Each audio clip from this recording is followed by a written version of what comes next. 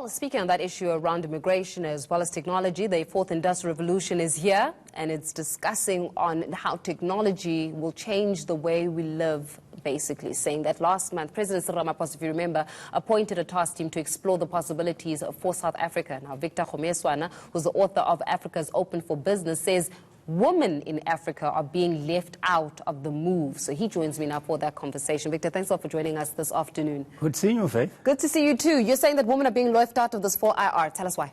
The Mobile Gender Gap report received by the GSMA estimates that about 250 million women worldwide are still not either having a cell phone or not having access to the internet, or both. Sure. Now, think about it this way.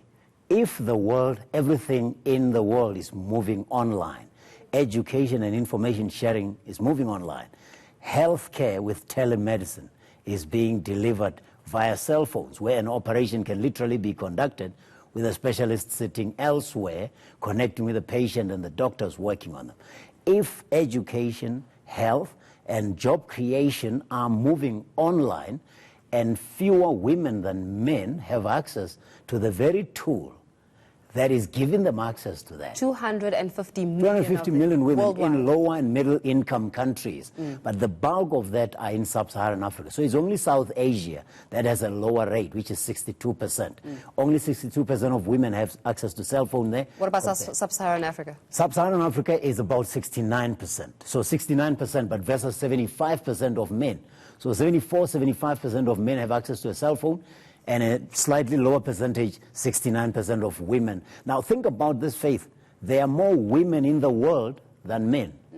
So you have a team of 14 players. You want to play netball. You need 7 on the pitch, but you take 7 and you leave them out of the game. That's a strategy for losing.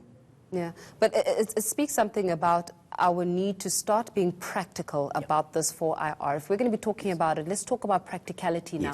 On a policy level, I'm sure nobody's going to stop you from having access to a cell phone, right? However, from the implementation level, there are a whole lot of socioeconomic factors that actually come into play here, why I cannot afford to get a cell phone, a smartphone, not a cell phone, a smartphone that allows me to have access to the internet. No, in fact, the report that I'm quoting by GSMA said exactly that. They interviewed women in Senegal, in Mozambique, and some of the women were saying, now, wait a minute, you give women an opportunity to buy a goat versus buying a cell phone.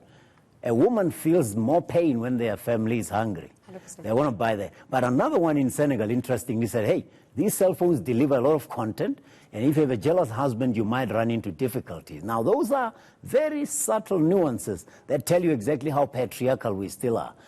Everybody can receive lewd content, but why is it a problem for women and not for men? It shows you that even the powers that govern, or the power dynamics, are still biased in favor of men over women. And that's the point, that unless, because I wrote about this in the Sun Independent because it's Women's Month, so I wanted to find an angle. And that tells you that even as we're saying, we are celebrating Women's Month, we should ask, are we as individuals allowing the stereotypes to be perpetuated? And we do them sometimes inadvertently. Well, of course, we speak about cultural dynamics here. We speak about a patriarchal system that even though policies will say that we are all equal, but unfortunately in a household, somebody will be more equal than the other depending on how that patriarchal structure is actually situated, right? So then in that sense, whether we like it or not, right now, to be honest with you, we're speaking and we're having a hoo-ha about fourth industrial revolution. But the truth of the matter is people are already on 5. The innovators are already on the 5th.